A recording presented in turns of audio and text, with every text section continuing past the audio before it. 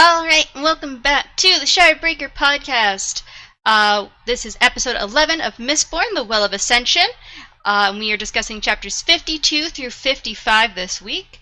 I am Midnight, your host, and I am here with Mythic. Hello. And Darkness. Hello. Has he been first this past couple of podcasts? Yep, I usually I'm switch. always first. I switch one. back and forth. No. You haven't switched in a while. No, I'm number Well, the one. thing is, when we first started this, I used to always go in order, myself, you, Mythic, and then Mythic started complaining, and so I started doing him more. Now I'm complaining. Why is Darkness always first? Like, what the fuck? Now I'm not first at all. I do Clearly there's a sometimes favorite child here. first. No, never. I do sometimes. It's his favoritism. Oh my Yep, gosh. it is favoritism. You're not wrong. Oh my gosh. I feel like Anyways. you should get a good lawyer. So starting with chapter 52's epigraph, it says, "My pleas, my teachings, my objections, and even my treasons were all ineffectual. Alendi has other counselors now, ones who tell him what he wants to hear." Did you have any thoughts on that? Nope. Well, I'm assuming it's the same people he convinced who were in the same group, you know? Yeah, I'm assuming it's the other Worldbringers he's talking about. Yeah. Maybe he got jealous. Yeah. I got jealous. Quan's just jealous. 100%. No merit. They took his boyfriend away, of course. Yeah, I know, right? Who wouldn't get jealous after that? Okay. So we start this Okay. Sorry, my cat was trying to get my attention. So we start this chapter with Breeze's point of view, as he sits on a horse near Zinc Gate. He's continuously soothing the soldiers as thumps sound from the other side of the door. He had gotten through his vials and was now swallowing handfuls of brass dust between gulps of water. Dockson's messengers were supplying him with the and Dockson's messengers were the ones supplying him with the brass dust. So after a bit, he moves across the courtyard to soothe a different group of soldiers at this gate. He glances at the soldiers throwing down rocks and shooting arrows down at the Koloss, and also sees the rocks flying back up at the soldiers. He thinks that he's glad that Sazed had sent Vin, Elend, Alrian, and Spook away. Clubson shows up and notes that the men are doing well, although Breeze disagrees. Clubson asks if Breeze can Oh my gosh, my cat! Sorry, 1 second. I'm just gonna give Paulo Take Jesus. 7, guys. Take 7. Paulo's being a distraction. You need to take him. Paulo, window! Window. He's climbing up on top of my computer. Window. Out of window. Throw him out. Okay. Let me. Where was I? Let me start this fucking paragraph again. Clubson shows up and notes that the men are doing well, although Breeze disagrees. Clubson asks if Breeze can soothe the Koloss, but Breeze says he tried and was unable to. Breeze then asks Clubs about his time in combat, and Clubs says they were always victorious, but that they had the Koloss on their side when he was fighting. So had you thought that Breeze was going to be able to soothe the Koloss, like Vin can, eventually? No, because... Well, I personally didn't think so, because she had to, didn't she use Durlamin on, Tensoon? Yeah. Yeah. Yeah, so if he can't use it, then I guess it makes sense that he wouldn't be able to do it. What did you say, Who says he can't use it, though? Who says he can't use it? He's not a Msitborn. So? Maybe Duralumin works differently. Well, as far as we know, it doesn't. It would make sense that it doesn't, As far as we know, a lot of things don't work out the way they should. So. That's true. Could have saved a lot of lives. I don't know. So we switch back to Vin's point of view as she runs, feeling the pewter drag and trance-like state of running forever. She thinks about how Spook had said Luthadel would have already fallen, and that she doesn't have to rush because of that, but she runs on anyway. Vin also finds herself angry at her friends for forcing her to abandon them. She thinks that Kelsier was right when he had told her that she had a lot to learn about friendship, and that she wanted the chance to do what he had done for Spook and Orisur. She thinks that she only had a few hours left of Pewter, and tears fall from her eyes as she worries that her friends are already dead. Do you agree that Sage should have given Vin a choice? Yes. But also, I agree, but also if, he did give her a choice, we all know what she would pick. 100%. Still should have had the choice, though. Mm-hmm. So we then switch back to Breeze's point of view. He asks Clubs how they went from being cynics to being men at the front of an idealist's army. Clubson jokes that they're just idiots, and Breeze claims it's Kelsier's fault, and they agree that Kelsier is a bastard, and then the gates burst open. We switch to Say's point of view as a messenger tells him that Zinc Gate has fallen. Say replies that Zinc Gate is the most well-defended and will likely hold. The messenger then asks if Say has anything to tell Dockson, and Say states that he worries for the defenses since so many of their soldiers were taken away. He also mentions getting better leadership, and the messenger states, "Isn't that why Say's is there?" which Say's replies that he does not have faith in his leadership or fighting ability. Do you think Say should have had more faith in his leadership and fighting ability? Yes, but I like Say's, so. I mean, also from what we learn of what he does during these chapters, I feel like he does pretty well. I would say I'd rather he not take that course, because then he'd be the hero of ages, but, no. So the commander, Captain Bedes, asks Say's what the messenger said. Say's explains, and then Bedes asks what he should do. Say says he's a nobleman and should be used to giving orders, so give any orders so that the soldiers see that he's in charge. Then some civilians show up, and Say says he will go to talk to them. When Say's goes down to them, he tells them that they need to go hide in their homes or closer to the middle of the city where the Koloss won't begin pillaging. The people call Say's the Holy First Witness, and that they are here to watch the Koloss fall because of Vin or Say's. Say's asks about the title they give him, and they say that he was the one to witness Vin slay the Lord Ruler. Suddenly he hears cries of alarm and turns to see Captain Bedes running to them. Then Say sees a Koloss climb over the wall and grab the captain, throwing him down to the Koloss on the other side of the wall. Then a second and third and more also climb over the wall. Say tries to get the civilians to go, but they continue to stand firm. So what did you think of the worshippers staying and also calling Say's the Holy First Witness? I mean, it's pretty true, so he was there to see what happened, so he did witness it. What was the name of that they gave Quan or whatever his name? The announcer. I'm assuming that's his, That's his announcer? Yeah. So, I mean, new title, I guess. Because the announcer is like the proper name from the prophecies. Quan is called that because, or he calls himself that as well as called that because of what the prophecies say. They say that there will be an announcer, but we don't know if these people obviously know. Will always be an announcer. We don't know if they're calling it something else because they don't know the term announcer, or because they seem to know things about the prophecy, but also they don't seem to know things about the prophecy. It's weird how much or how little they know at the same time. Yeah. What did you think about them staying though and not leaving the battleground? Militia. Fodder for the fucking Koloss. That would have gotten on my nerves so bad. What? Right? Fodder for the Koloss? That they're just there. Yeah, imagine being Say's being you need to leave, and they're like, nah, Vin's gonna come save us. He's like, the fuck you talking about? You need to fucking leave! Yeah, leave, you dumbasses. Oh, that would have pissed me off. I feel like it's maybe I won't go into that. What? No, I was gonna say there's you a lot of on. there's a lot of kind of I've seen religious stuff where it's people are oh no, God will save us, but it's no, God sent this person to come save you and you refusing that help means you're gonna die. If you really believe in all this stuff that he's the Holy First Witness, can't you believe that maybe he's been sent to lead you to safety and you staying here is a bad idea? Honestly. It's because they're really smart, Obviously. Super smart. So yeah, the gate doors then break open and Koloss swarm in. Some of the soldiers run and others freeze in fear. He thinks that if he doesn't do something, no one will, and so he taps pewter. He pushes past the soldiers, throwing off his robe as it's too tight with his new larger muscles. He then goes up to a large Koloss, which freezes in shock at seeing a creature almost as large as itself, and punches it in the face. He then shouts at the soldiers to fight and is amazed that they actually do begin fighting. We switch back to Vin's point of view as she falls to the ground as she runs out of pewter. She does have 2 vials of all the metals, but the pewter she has in them wouldn't last her long enough to get to Luthadel, plus it would still take her hours to get there. She thinks the fighting probably happened days ago. She then notices smoke in the distance and realizes that it's a village. After about 15 minutes of walking, she gets to the small village, which she determines was likely a village where noblemen would stay overnight while passing through. Inside a couple of the hovels, she hears laughing and talking, which makes Vin feel like what they did in Luthadel was worth something.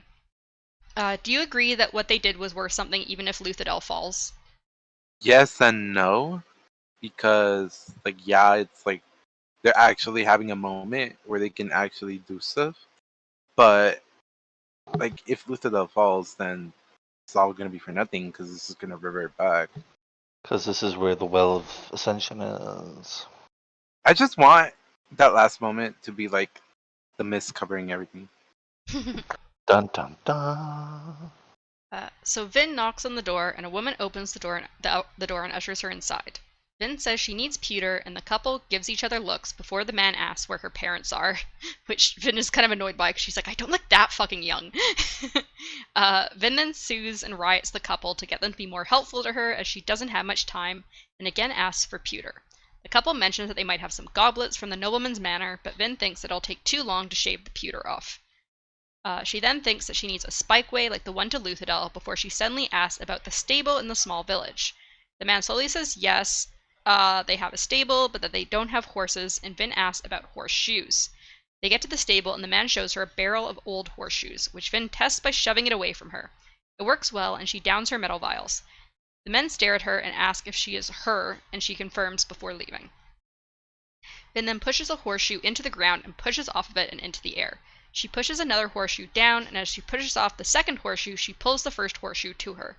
Using 3 horseshoes, she jumps off towards Luthadel. It takes her a while, but she eventually gets a good rhythm going, and soon has 4, then 5 horseshoes going all at once. She thinks that she looks like a swirl of metal, just as Kelsier had when he was fighting the Inquisitor, but her use was to save people, not to fight. She then also thinks that even if she doesn't get there in time, she isn't going to stop. So what did you think of Vin's cool horseshoe trick? Kelsier wannabe. Wow, you're right. Well, Yeah, I don't know. I know I'm right. She wants to be Kelsier so bad. I don't know. A lot of people are like, oh my god, the horseshoe trick is so cool. I feel like out of everything she pulls, like in these I feel next like few the chapters, arrow fucking thing from the last book was much better. But the way she took out the Inquisitors when she was going towards the Lord Ruler, I feel like that was a better. I kind of show of like. talent. I kind of like when she arrives later. Oh, Says. oh, in front of Say's? Oh, okay. I was gonna say, I thought you were gonna say when she arrives in front of whatever the other dude's name is. Straff. Oh, yeah, that's it. I was gonna say, I like that. That was a great entrance. Mm-hmm. It's because I'm thinking about like the coins and the doors. Yeah, the doors are pretty impressive. So chapter 53. The epigraph is, I have a young nephew, one Rashek. He hates all of Kalenium with the passion of envious youth. He hates Alendi even more acutely, though the two have never met. For Rashek feels betrayed that one of our oppressors should have been chosen as the hero of ages. So we've kind of already heard about this. Did you have any new thoughts or anything at this point? It's literally about the same one. It's the same one, right? That we heard before. Yeah, I think we've already Yeah, so pretty much I don't gotten think this anything information. changed for me. Any thoughts, Mythic? He said it's the same one. So Yeah, just wondering. Same thought. We start with Straff's point of view as he looks over Luthadel from a hill. He's been trying out drugs and was pretty sure that Amaranta had been giving him Blackfrain. For now, he had to slowly wean himself off the drug, but the couple leaves he was taking were making him feel amazing. Lord Genarl states that the scouts have reported that 4 of the 8 walls are down. The eastern and northeastern gates had been pushing back against the Koloss, but the most northern gate had fallen, the one nearest to Keep Venture. Straff asks how long it's been since they broke through the gate, and Lord Genarl says about an hour. Straff states that they'll wait a few more hours to let the Koloss lose their bloodlust and are scattered through the city. That will be the easiest time to take them. So what do you think of Straff's plans to wait until the Koloss lose their bloodlust to attack? And it was a pretty good plan. Too bad it doesn't work out. I didn't think it was going to work out in the beginning at all, considering the fact that like. So it was a good plan, though. I don't know. It's because they seem to know a lot about. Throughout this whole book, they were just talking about, oh, like they just fight, like they're like monsters, they wreck the place and everything. I don't think a monster that hyped up is gonna lose their bloodlust and just be like chilling there. Well, I think we do know that like they do seem to go in between like bloodlust and like chill. Those are like their 2 emotions, and it seems like most of the nobles know more about Koloss than like obviously Ska do. But in the middle of like a siege?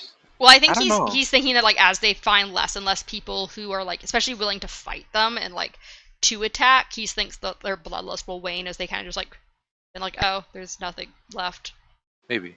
So we move to Sei's point of view as he strangles a Koloss. The Koloss is fighting against him as Sei's taps more of his pure mind to grow even stronger. He notes that it feels like he's going to rip out of his skin and that his rings and bracers have been made to be able to expand.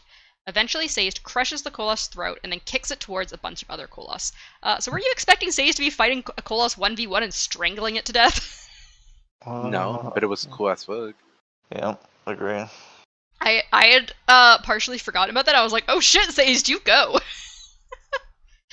I forgot he just like straight up is strangling one of them to death. So Sei stops tapping his pewter mine for now, knowing that he'd used half of what had taken him decades to store. He hadn't used any of his rings yet, but they only had a few minutes of each attribute in them. Somehow Sei's small group of soldiers was currently holding, and the civilians were pulling the injured to safety. Sei's then notes that more Koloss are gathering outside the gate and moving Koloss corpses so that they can get inside. So he dashes forward and begins throwing Koloss corpses out to the other side of the gate. He shouts for soldiers to help him as he then slams his body against the gate doors. He taps his iron mine to increase his weight as he continues to push the door. Some soldiers come to help him, while others protect the people pushing the gate from the Koloss still inside the city. The soldiers killed the last of the Koloss inside before bringing over a large board of wood and placing it where the old broken bar had been on the gate. So were you surprised that they were able to get the gate closed again for the moment? You know, I didn't think the gates would be that heavy, so... Yeah. Yeah, they're like fucking giant wooden, like thick wooden gates. I feel like that's a bad design flaw, but sure. But technically it's good, because then it's harder for the people to get in. Is it though? If it were regular. I mean, they specifically say target. that Luthadel wasn't made to be like specifically always able to defend itself. It's mostly just like because like since the Lord Ruler lived there, it's like no one's gonna attack Luthadel. It's kind of just more of a show of defenses and not really like a this is really strategically made. Because I mean, I don't think you'd want 8 different gates in your city. No. Yeah, you don't want 8 points of entry, that's for sure. That's a little too many, I think. If you're actually trying to be strategic. Nah, the more gates, the better, you know. Oh yeah, obviously. Why? Can you explain why though, Darnus? I think he's being sarcastic. I know, but I wanted to be realistic here and see if he could explain why more gates are better. More exit routes, you know. Oh, okay. For escape. Yeah. I'm not saying it's like strategic for like defense. I'm saying it's like it's strategic for like run, bitch, run, you know. It's a lot of people to run, so. That's why there's more gates, you know. A lot of people to run though. Sei's iron mine runs out and his weight returns to normal. He thinks that he should have stored more over the years, but he had only ever used it in times that he needed to be lighter. As he glances at the remaining soldiers, he notes that only 50 of the 400 that had been fighting here were still alive. The Koloss outside the city beat on the gate, and one of the soldiers notes the gate won't last very long. One of Dockson's messengers then arrives and states they won't get any reinforcements and that Tin Gate had fallen over an hour ago. Sei's thinks about the fact that Tindwyl was at Tin Gate, and the soldiers run to get something else to secure the gate with, but only a moment later the board holding the gate closed snaps. So what were your thoughts when you heard that Tindwyl's gate fell? She's dead. Yes, but I also found it amusing because Tin Gate for Tindwyl. Mm-hmm. I didn't even think about that until I started reading it, and I'm like, oh god, this is almost like a tongue twister. Yeah, I wasn't that affected by the fact that she died until, well, She finds her. Yeah, we'll get there. I wasn't that affected even then, so I was like, I'm more whatever. affected for Sei's mentality than I am for actually Tindwyl. Yeah. So we move to Bree's point of view as Clubs shouts for the soldiers to retreat. Kolosh rush into Luthadel as Clubs shouts out where the soldiers should retreat to, and also tells Breeze that they need to go.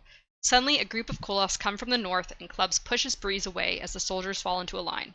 As Breeze starts to say something to Clubs, one of the Koloss brings down their sword on Clubs, taking out his arm and then slashing through him completely. Breeze is stunned. Breeze is stunned, staring at his friend's corpse, until he notices the Koloss coming over to him. He stumbles back as more soldiers arrive and distract the Koloss. Breeze then crawls into a building and hides. Were you expecting Clubs to die, and what did you think of his death?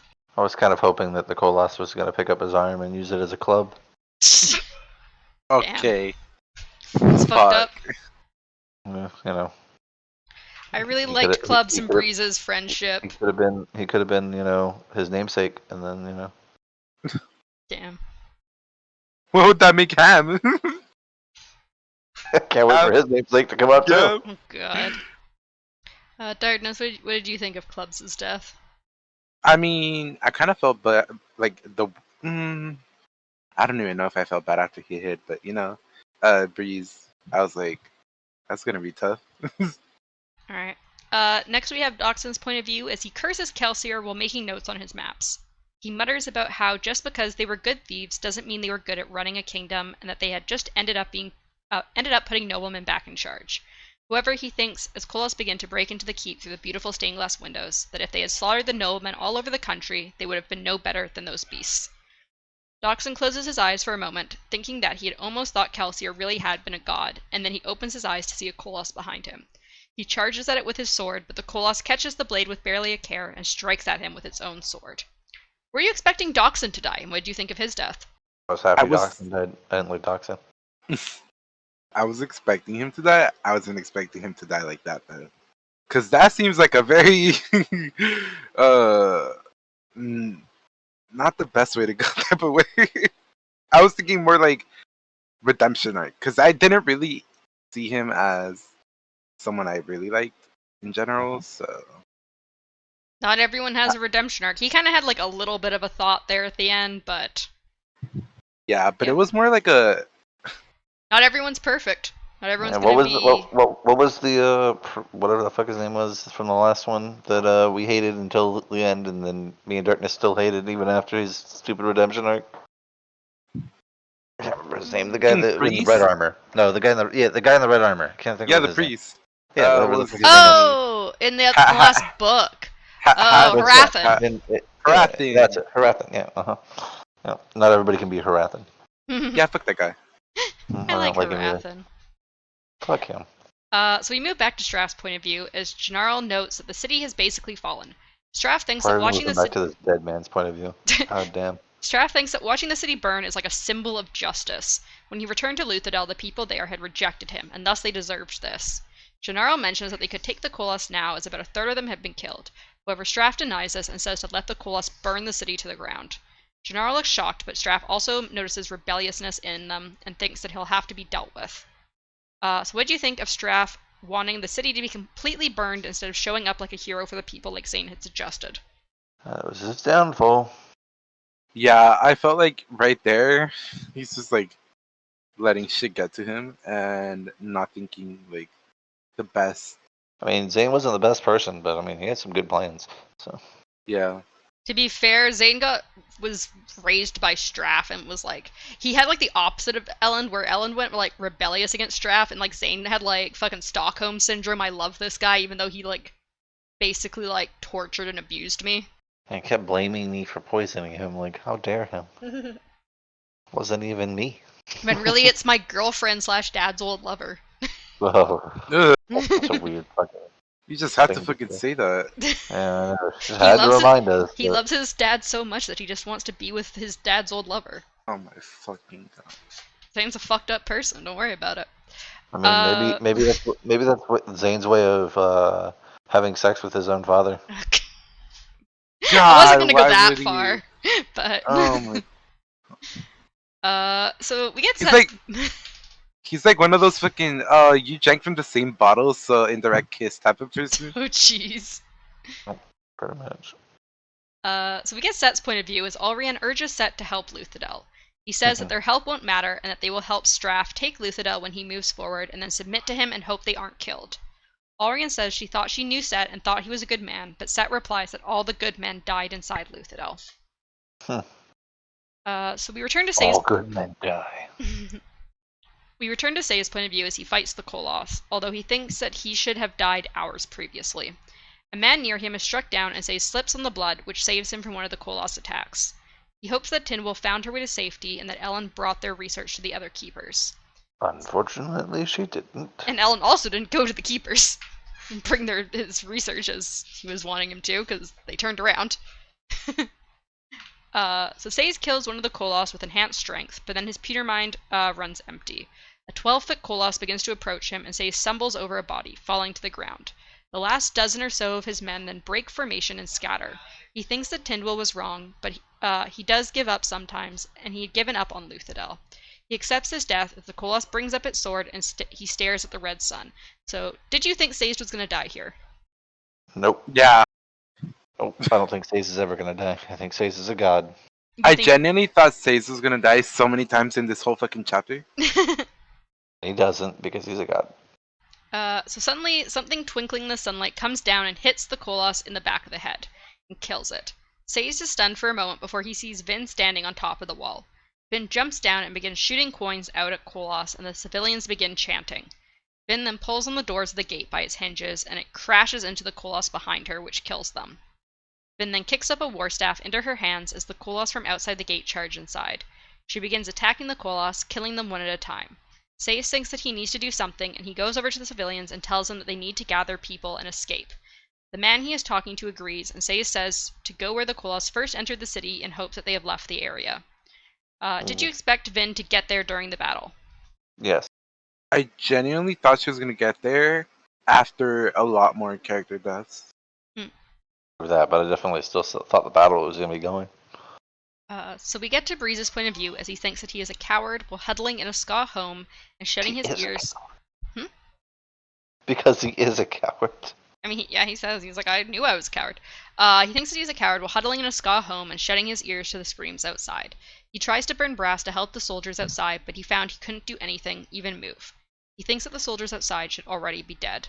Then he hears Ham and thinks he must be dead as well. He can hear a soldier talking to Ham, saying that he had hidden in here after clubs had died and had been soothing them to keep fighting, although Breeze doesn't seem to be fully registering what is being said. So were you surprised Breeze was able to soothe the soldiers even though he thought he wasn't? Nope. Surprised? No. He's he's a Superman. He's a Superman? Super soother. Superman. That sounds like... Sounds like what? That fucking water gun, bro. The Super Soaker. He's a Super Soaker with soothing, yeah. Super Soaker soother. Sayes is there as well, and Ham mentions that his keep fell. Sayes' gate is down, and they hadn't heard from Dockson in over an hour. He says they need to know what to do, but Breeze tries to say not to ask him. Ham then tries to say that he can't carry Breeze as his arm is nearly useless. Breeze mumbles that he is also useless and they can just leave him there. Sayes states that maybe they can get to Keep Hasting or sneak out of the city while the Koloss are distracted. Breeze thinks that they are distracted killing other people and that he just wants to lie there and fall asleep and forget all of this. And that is the end of chapter 53.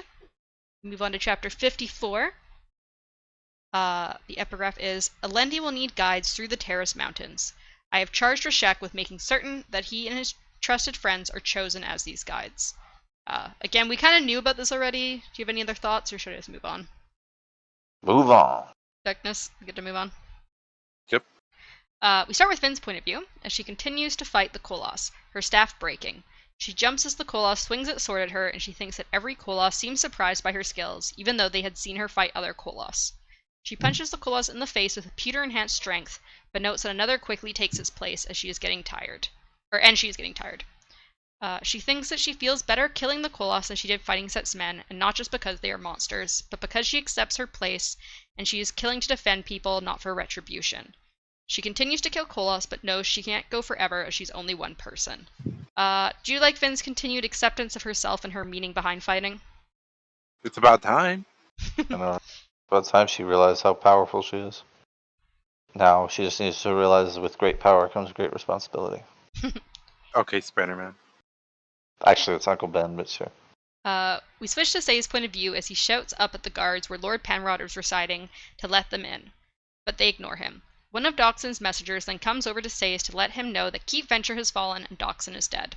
Sayes can hear the Koloss screaming in the city and thinks about how many are likely dead. He wonders if the mist can give them some cover as it's growing late.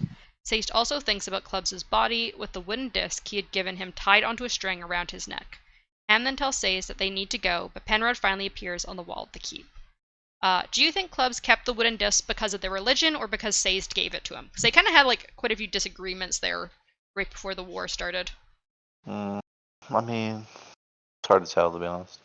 This is like the thing he gave him when they were talking about the religion. It's the religion. Yeah, about the like He gave him artistry the religion. woodworker religion. Mm-hmm. He gave him this wooden disc and was like, I think this To be religion fair, suits you. I think doomed people in general will hold on to stuff like that. In a sense of like security, safety, comfort. Yeah. Yeah. I personally think it's a bit of a mix of both. I think that although they've been having some disagreements there at the end, he was like, Sazed took time out of his way to really think of who I am as a person, not just what I've been doing recently. And also it probably reminded him of his roots as like an artist and carpenter more than just being a fighter. And so he's like, I think he liked it both. Not much of a fighter, so. Yeah. Because I think he liked it both for what it reminded him of himself, as well as the fact that like Sazed obviously took a lot of time to think about him and like know him as a person. Who are you as a person? So Penrod then notes that he has not seen a terraceman fight before, and Sazed says it isn't a common occurrence. Penrod then says the city is falling, and Sazed tries to persuade him to leave, but Penrod says that his tin eye has noted that the Kolas are attacking anyone trying to flee, including apparently the group that Sazed sent to the northern gate, so all those worshippers of the survivor and the people they brought are dead now. Are dead. Yeah, Say he's such a great leader. He tried. Such a great leader. A bunch of people killed. Sazed tries to convince him to let the refugees in to keep hasting, but Penrod says there is no room. Penrod then notes that by taking the throne from Elend, he somehow saved Elend's life and has ended his own. He also mentions that the only consolation he has regarding not being able to save the city is that he doubts Elend could have either. Penrod then disappears into the keep and does not return. Okay, Penrod. What did you think of Penrod denying them entrance into the keep? Just like a stupid noble. He was annoying as fuck, bro. Low-key. Like, if you took the, like, what was it, the throne or whatever? He did take it, right? Yeah. If you took the throne and expected not to have something like this happen, knowing damn well there's 2 armies outside, 3 considering the Kolas, like, what are you doing? Yeah. Well, the thing was, like, he was trying to make a deal with Straff, and then we don't got ghosted. Well, the thing is, Straff was unconscious for 3 days, and we don't know if he would have ghosted him anyways, or, like, the idea was just to string Penrod along, or if, like, that was just what Gennaro decided to do while Straff was out. But he kind of got... He kind of had a plan, but it was a bad plan. I don't think you should trust Straff. once you see, like, the plans go south, and you see somebody trying to offer it out, or the chance to, like, actually do something about it, you don't just shut down like that. It's so fucking stupid. I mean, that's because he's not a true leader like Elend. Which is... Yeah. I don't even know. These people are... Just let the city burn. Maybe they'll start, like, anew, and then, like, better than ever. So we go back to Vin's point of view as she continues fighting Kolos. She has a few minor cuts, and she also has been punched in the arm by one of the Kolos. She jumps up to a rooftop and thinks that although she's killed a few hundred Kolos, she can't take the whole army. Vin then wonders... Oh no, unless she could. Vin then wonders about the Well of Ascension, but can't pinpoint where exactly in the city it is, and also thinks that even if she did find it, she doesn't know if the power would actually help in the situation. With very little metal left in her, she jumps to Krennic Shaw, looking over the burning city. However, she notices the mists are glowing, just like they had the night of the Scott Rebellion. She jumps down to the courtyard, and just then her pewter runs out. Just like that, Jesus. Said yes, just like that, Jesus. Is Jesus being too loud? It's great. What do you mean? With very little metal left... where was I? She jumps down to the courtyard, and just then her pewter runs out and she almost falls into unconsciousness. However, she thinks that she needs to protect the people that Kelsier left to her, both of the city and their friends. She hears screams, and she runs over to a group being chased by shorter Kolos. Vin sees the Kolos slice an older man in half and crush a younger girl against a building. She rushes in to fight them, feeling slow without Allomancy, but thanking Ham for making her practice fighting without it. However, another group of Kolos arrives as the people try fleeing while the first group of Kolos are distracted. Vin shouts no repeatedly and uses Duralumin and Brass to push out a burst of soothing to the Kolos. Suddenly, Vin feels a barrier with her mind and it shatters. All of the Kolos stop, and Vin realizes that the Lord Ruler had built a weakness into every creature he had made. The one spike in the back of the Inquisitors, and the Duralumin soothing for both the Kandra and the Kolos. Pensoon had called the Kolas his cousins, and it seems they truly were. Did you expect that the Kolas would have the same weakness as the Khandra? Yep. Yeah, I even said it before, I'm pretty Yep. sure. I know we both said it. So we go back to Say's point of view as he stands with his group of refugees between Keep Hasting and a group of Kolas. He only has the minutes of power left in his rings and is waiting for the Kolas to attack, but they don't. Instead, Finn walks out from the group of Kolas and says that Say's lied about the Well of Ascension. He agrees, and then she asks why he's naked outside of Keep Hasting. Before he can answer, Vin shouts up at the keep for Penrod. Penrod appears and Vin tells him to open the gates, but Penrod asks if she's mad. She says maybe, and has a Kolos lift her up to be face to face with Penrod, who is standing on the wall. She tells Penrod that she is tired of games, of leaders arguing, and of good men being taken advantage of. She then asks how many soldiers Penrod has left, and he states he has about 200. She tells him to send them out to try to get the people who haven't been killed, but tell them not to provoke the Kolos. Instead, have them call to her. She says she'll take care of the Kolos, and then they need to retake Keep Venture, as it has more metal there, which she'll need. Then she wants the fires put out. Did you expect Penrod to obey Vin so easily after rejecting Sayst? I didn't. I thought she would have to get a little bit pissed off first, and then, you know. Yeah, I figured she'd have to kill him. So Vin then turns to Sayst, and Sayst says she probably has things for him to do, but he has a task he needs to complete first. Vin says that's fine, and she wants to know who all survived. Sayst informs her of Clubs and Doxson being dead, and gestures to Ham with his injured arm, and Breeze, who is either in shock or has lasting issues due to the horrors he saw. Vin then gets some pewter from Ham, and Sayst worries about how much of it she has been using. Sayst mentions Straff's army, and Vin says she is well aware of Straff's intentions. She holds a Kolos sword bigger than herself and begins walking towards Keep Venture with her Kolos guards, which I know Mythic has been waiting for her to get out a Kolos sword and begin fighting with one. Yes. Is that what you were excited for? Picture. Is there a picture of it? I can look up one if you want. Yes, please. Msitborn, Finn with Kolos sword. There are probably like 7 billion pictures of her with a Kolos sword. Yeah, there's quite a few. Yeah. This one's pretty badass looking. Badass. Oh my god. She's a badass. I feel like that's like the best picture. There's quite a few, but I feel like that's the best photo. Yeah. I also want a picture later of her killing the one dude, but you know, whatever. I would like a video of that, to be honest. The quickest fight in Mistborn history. There's a few quick ones. Straff isn't very detailed, but here, if you want the picture of chopping Straff into half. Damn.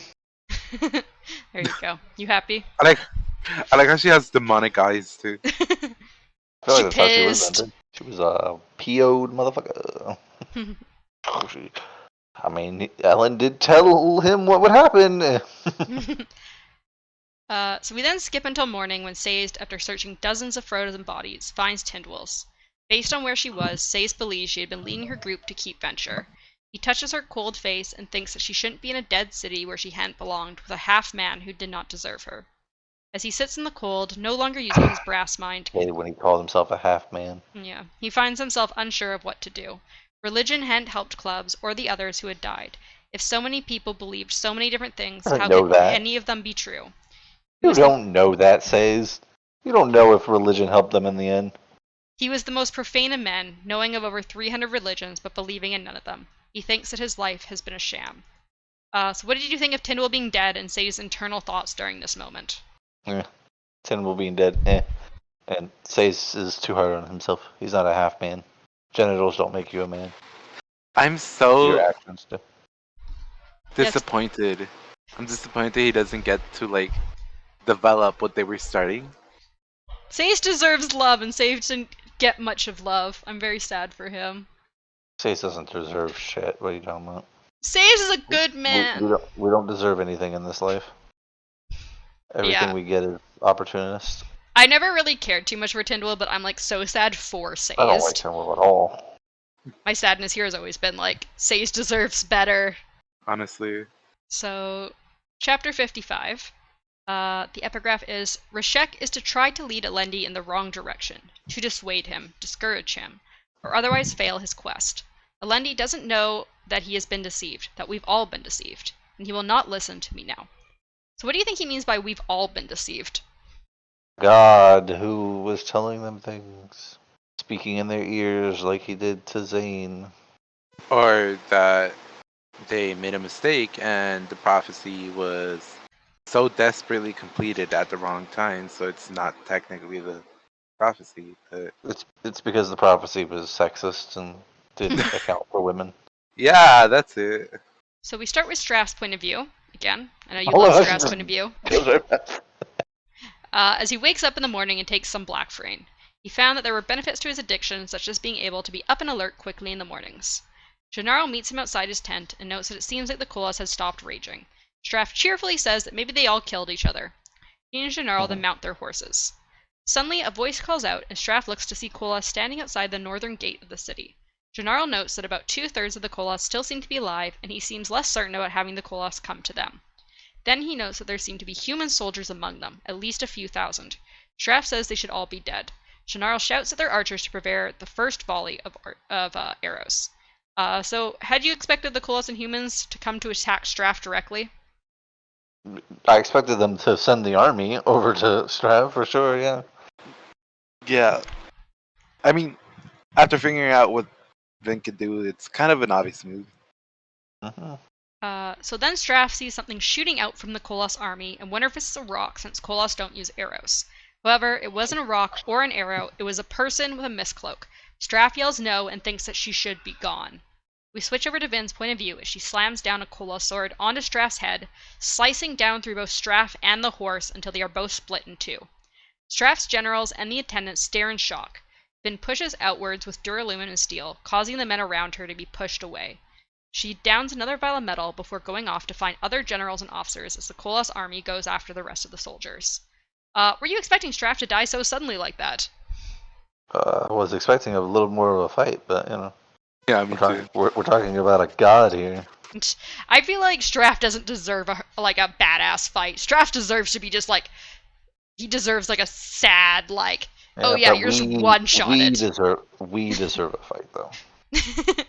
I don't know. I feel like it's fitting that Straff is just like completely destroyed in a second. It's like, fuck you, Straff. You don't stand a chance. You're a weak little baby. I feel like you'd say the same thing if it was the one chick. So. No, I won't say that. She has some decent moments in these chapters, or in this chapter. She's never had a problem. Like you just have a problem with her because you have problems. Mm-hmm. We switch over to Set's point of view Completely baseless. It's not completely baseless. We then switch over to Set's point of view as he and one of his aides named Bauman talk about how there seems to be a treaty between the humans and the Kolos. Alrian rides up to Set, who thinks about how even if the building she was in was burning down, she would stop to do her makeup before escaping.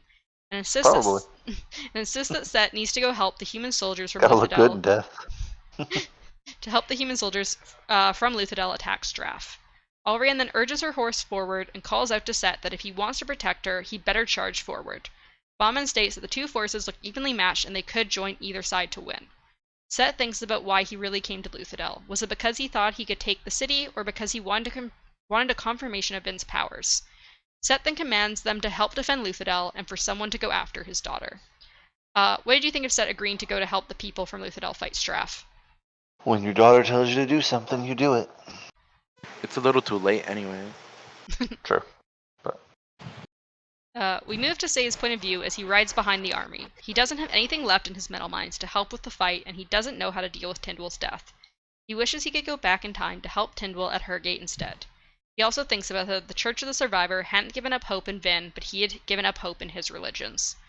Say's then begins to think about the Hero of Ages. They were not a simple warrior, they were a leader. They were not royalty, but they would come to it eventually.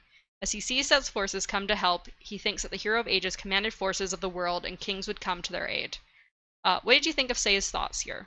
Sounded a lot like the prophecy. Yeah, I figured it was like comparing it to the prophecy, considering that it was italicized and all that. I think it was italicized, those thoughts specifically. Yeah, I believe so.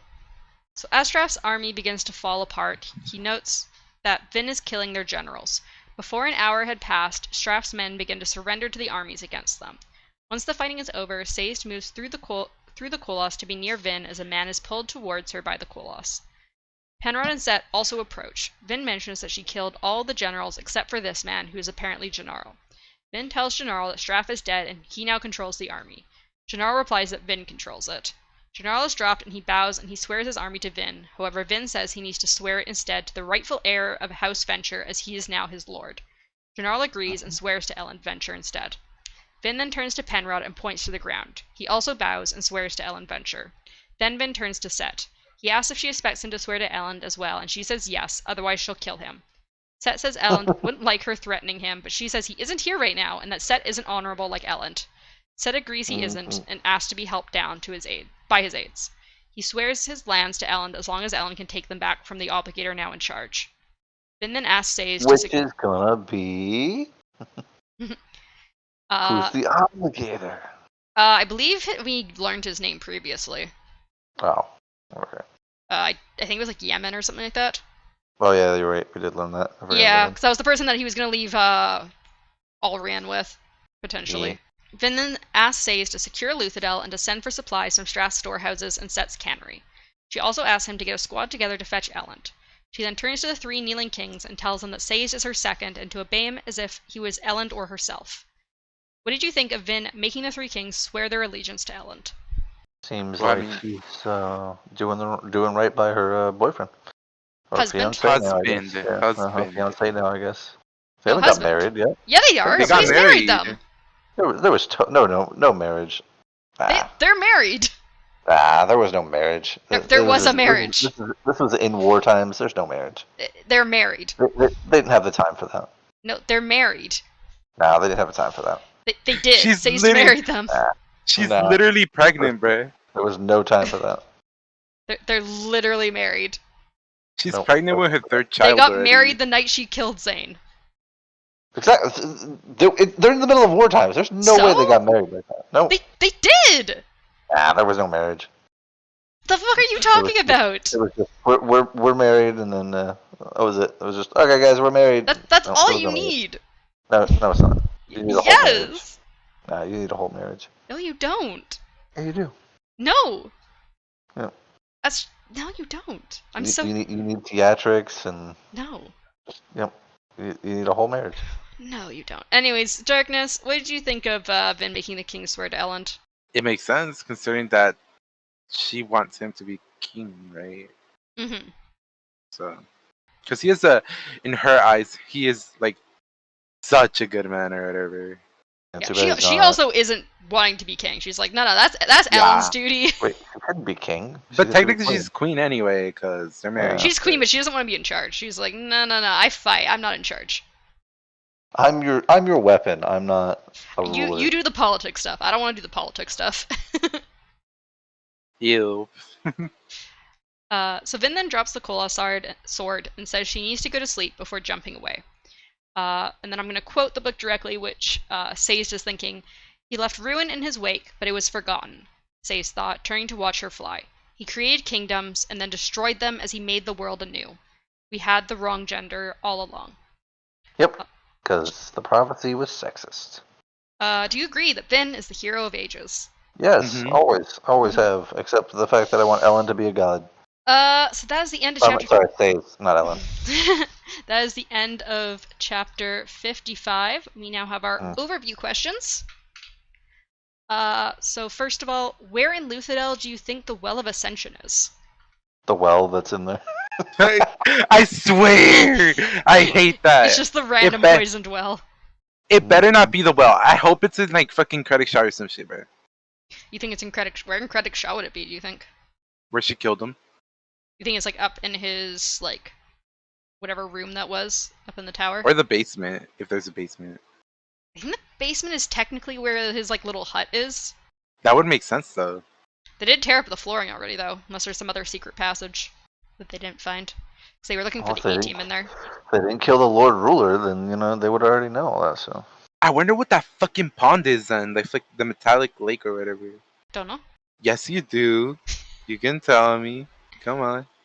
I don't know. So... Mythic, do you have any thoughts about where the well might be? Do you agree that it might be in Credit Shaw? The well? No, oh, right, sorry, you said it was the well. Sorry. Wow, Midnight. I'm sorry. What do you think will happen if or when Vin sets the powers of the well free? Ellen is going to become a Mistborn. Or at least a Misting. she's gonna give him power because he's always wanted it. Repeat the question? The question was, what do you think will happen if or when Vin sets the powers of the well free? Oh, I don't think she's going to. So you think it's gonna be another Rashek moment? no, or... but I think she's gonna think she's doing the right thing, and she's not gonna set it free. Like there's probably like something that happens. Like she's gonna find out that something happens if you set the powers free, and she's not gonna want to do it. Like maybe everybody loses Halamancy or something to that extent. The world goes to shit somehow. So she's gonna be left with like an ultimatum and be like, nope, I can't do that. So another question was, do you think anyone else will die before the end of the book? I mean, by like main kind of characters. Everybody. Every last person dies eventually. By the end of this book? Oh, I don't know. Yeah, about by the end of this book, who else do you think will die? Yeah, because this is the last. This will be the last episode next. We're finishing the book. I think Ellen dies. Think Ellen's gonna die? I don't think Ellen dies. Yeah. I don't know who dies. I just don't think Ellen dies. I don't think Sazed dies. I think the only three that I feel like are going to live are going to be Vin, Sazed, and Ellen. So everybody else, I could care less if they did. And my final question is, what do you think the ending of this book will be like? So what do you think is gonna be like the last kind of events that happen here, in that before it starts the next book? Oh, she's definitely gonna find the well. I hope so. I mean, we're on the last few chapters. This is what this is called, the Well of Ascension. So. If I told you in the beginning, I'm pretty sure. I was like, imagine it's just called the Well of Ascension, and they don't even fucking find the well. It's just a reference to the prophecy and all that's happening. Like, I mean, they found the well. They're there. The whole place is probably the well. imagine. They at least know the well's in Luthadel, so they're. Well, do they know that, or do they? Vin is like that? very, very confident that the well is in Luthadel. Imagine it's something super dark, like you gotta kill everyone in fucking inside it's like Luthadel. a fucking. Have you ever seen Full Metal Alchemist? Oh. It's the giant human transmutation circle. Oh my gosh. That sounds like fun. Oh my god, it's a great fucking thing. You should watch Full Metal Alchemist. It's really good. I tried. Wait, what? Oh, I tried. I know what we're watching. Me and you, Darkness. No. So yeah, did you guys have any other thoughts about what's going to happen in these last few chapters? We got 5 chapters left if you include the epigraph, or not epigraph, if you include the epilogue. Lots of death. I forgot to ask. Do you think Marsha's going to show up? Yes. Nah. 100%. I think Marsha's going to show up literally next chapter. If they find the well, I feel like Marsha's going to be there. Okay, so your thought is, if the well is at the end of this book, Marsh will be there. If they don't find the well until next book, he's not going to be in this book. Okay. Well, you think he's in the well?